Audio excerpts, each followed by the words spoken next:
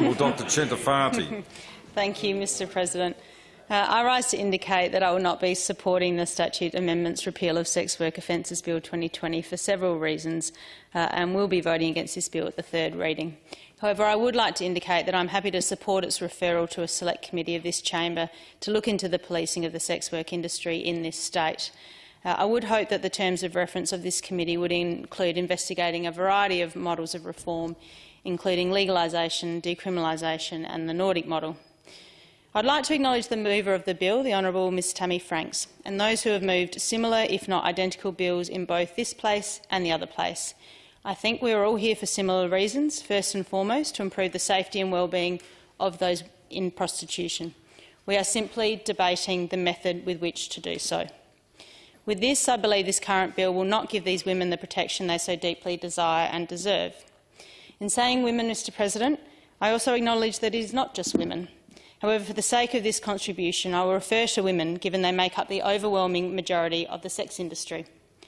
I also acknowledge that there are no quick fixes when it comes to protecting those that are most vulnerable in our society.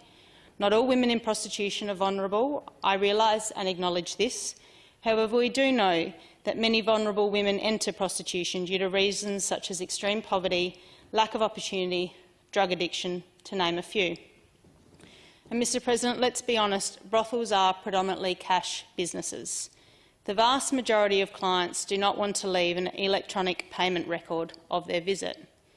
In an era where cash use is declining and cash businesses are becoming not only a premium find but increasingly scarce for illegal enterprise, brothels provide the perfect opportunity for money laundering for drug traffickers and other gang-related criminal activity. An example of this can be seen in Sydney in 2018, well after the passing of a similar bill to which we are debating here today, decriminalising prostitution. A young man was arrested after $1 million was seized from a sports bag hidden in the boot of his car after making daily trips to Sydney from Melbourne to visit Sydney brothels to recruit young women who could assist him in laundering money. Even more recently, a man was arrested from Western Australia no less than a month ago when police found $95,000 cash and $10,000 in gift cards in the back of his Mercedes-Benz. Through this arrest, 10 sex workers have been referred to Australian Border Force as part of an ongoing investigation into an international money laundering scandal. The investigation has since established links between residential brothels in Western Australia and an Asian crime network which is allegedly involved with sex workers from Thailand and China after information was received from the ANZ Bank regarding suspicious transactions. Now, Mr President, I realise that the Western Australian government has not decriminalised prostitution. However, according to Australia's #1 online brothel platform, Veneve, where you can find, rate and review Australia's best brothels on an unsecured platform, the website states, unlike Melbourne and Sydney, brothels in Western Australia are illegal. In saying that, the government and the business owners have an unofficial agreement in which brothels are tolerated. Great news for the local punters. It then goes on to list all of the brothels in Perth. I would like to quote Detective Sergeant Matt Edmonds from the Proceeds of Crime Squad about the continued investigation into the organised crime element of residential brothels in WA. He says the involvement of established criminal networks in the operation of residential brothels causes great concern to police. Such involvement is known to lead to other serious crimes being committed, including money laundering. Sergeant Edmonds also adds, while there are women who make conscious decision to become involved in the sex industry, there are also many cases where young and or vulnerable women are coerced into being involved, or who find it difficult to stop being involved in the industry due to the controlling nature of those involved in running the operations, particularly for workers who are in Australia on temporary visas. Mr President, in a parliamentary select committee on an earlier version of this bill, the South Australian Police argued the need for regulation that both protects the workers in the industry and prevents the infiltration of organised crime. They argued a completely unregulated environment will only lead us to problems in the future. South Australian Police also told the committee that it is often the people behind the scenes, such as outlaw motorcycle gangs, who may be a silent partner providing funds or being paid protection money. We know that SAPOL are experts in criminal organisations and those individuals that inhabit them in our state. A decriminalised sex industry removes police as regulators of the industry and regulates brothels by the same standard industry codes that are enforced on any other industry, such as the hospitality industry. Mr President, I would argue that a Safe Work SA inspector does not have available to them the same knowledge, experience and resources that SAPOL does to be able to minimise criminal gang involvement in the sex industry. Therefore, it is a real risk that completely decriminalising brothels will provide ample opportunity for money laundering and other criminal activity in our state. Mr President, following decriminalisation, the responsibility of brothels will also largely be transferred from law enforcement to local councils. In this way, councils will be forced to dedicate funds and administration staff to manage the industry without police authority or resources to investigate, penalise or shut down brothel owners. This puts an unfair burden on a tier of government that one could argue is not best suited for the complexity of the task. Mr President, the underlying aim of this legislation is to make prostitution another form of labour and to incorporate it into the labour market as sex work. Liberal discourses of empowerment, agency and sex positivity advance the notion that sex can be labour and hence exchanged on a market. This makes the large assumption that women in prostitution choose to be there. In fact, coercive labour relations have been common in many markets throughout history, and while since abolished in most forms, the International Labour Organisation estimates that there are still over 12.3 million forced workers worldwide. Others estimate that about 600,000 are trafficked each year in the sex industry alone. As we know from the basic free market economy 101 theory, a saturated market results in lower prices, an increase in demand and increased acceptance of the merchandise.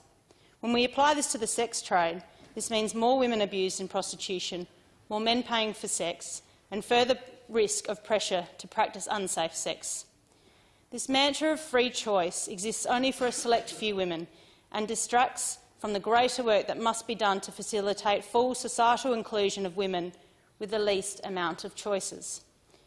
If we decriminalise prostitution, I believe this will create a pathway for some of the less legitimate brothel owners to prey on the most vulnerable women in our society. If brothels are just like any other business, no different from a restaurant, this will mean that brothel owners will be able to present themselves as doing their employees a favour by giving them a job. Mr President, I find it concerning that some relatively privileged, mostly university-educated sex workers who feel they have made a choice to enter the industry are being held up as representatives of all women in the sex industry and applauded when they silence the growing survivor movement who are calling for an end to prostitution. I refer the chamber to an excerpt from a well-known Australian porn actress, Madison Messina, who spoke out about the abuses she witnessed within the sex industry. She describes sexual harassment, exploitation and rape as just part of the job she was expected to do, and speaks about the consequences of prostitution survivors speaking out.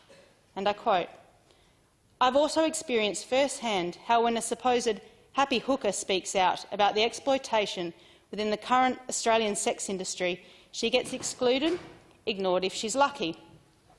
If she's not, well, it will escalate to bullying, abuse and violence. The price I've personally paid for speaking out is the exclusion from the ugly mug list, which is a list of Johns who have been violent, committed crimes against women in the industry or refused to pay.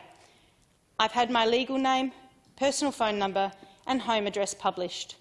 I've been stalked, verbally assaulted publicly twice, been threatened with physical violence, had the locks of my front door removed and the front door of my building smashed in." Mr President, led by survivors, the prostitution abolitionist movement is growing. They are speaking out against the sex trade in all its forms and calling for the adoption of the Nordic model and exit programs. Long-time Australian Indigenous abolitionist Simone Watson, when asked about how she felt to tell her story, said, "It has definitely been empowering, genuine empowerment. It gives me hope. I'd like to believe I'm opening people's eyes to what is really going on. I'd like to believe I may be giving some women still in the industry, maybe I'm getting through to some of them that there is life after this. You can get out and start changing things and bringing some light into your life.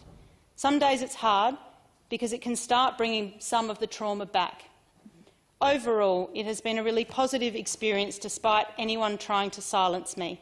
It just fuels my fire and my passion to speak out more.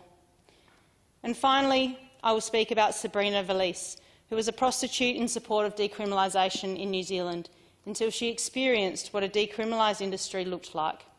She now argues that men who use prostitutes should be prosecuted. After her father suicided when Sabrina was 12 years old, it changed her life completely. Within 2 years, her mother remarried and moved the family from Australia to New Zealand, where her stepfather was violent and she felt very isolated and alone. Within months, she ran away, found herself on the streets, selling sex to survive. In 1989, after 2 years working on the streets, Sabrina visited the New Zealand Prostitutes Collective in Christchurch. I was looking for some support, perhaps to exit prostitution, but all I was offered was condoms, Sabrina said. She was also invited to the collective's regular weekly social nights. They started talking about how stigma against sex workers was the worst thing about it, and that prostitution is just like any other job, Sabrina remembered. To her, it somehow made what she was doing more palatable. She became the collective's massage parlour coordinator and an enthusiastic supporter of its campaign for the full decriminalisation of all aspects of the sex trade. It felt like there was a revolution coming. I was so excited about how decriminalisation would make things better for the women, she said. However, decriminalisation arrived in 2003 and she soon became disillusioned. The Prostitution Reform Act allowed brothels to operate as legitimate businesses, a model often hailed as the safest option for women in the sex trade. But Sabrina said that in New Zealand it was a disaster and only benefited the pimps and punters. One problem was that it allowed brothel owners to offer punters an all-inclusive deal, whereby they would pay a set amount to do anything they wanted with a woman. Sabrina stated, "I thought it would give more power and rights to the women, but I soon realised the opposite was true. One thing we were promised would not happen was the all-inclusive, because that would mean the women wouldn't be able to set the price or determine which sexual services they offered or refused, which was the mainstay of decriminalisation and its supposed benefits." Mr. President, there are countless stories about the abuse and hardship that women face within the industry. In the #MeToo era, where sexual harassment, sexual objectification and gender inequality are being called out everywhere, it beggars belief that it is not called out in prostitution. Mr. President, we cannot abandon the majority of women in the sex industry who would leave if they could. Thank you.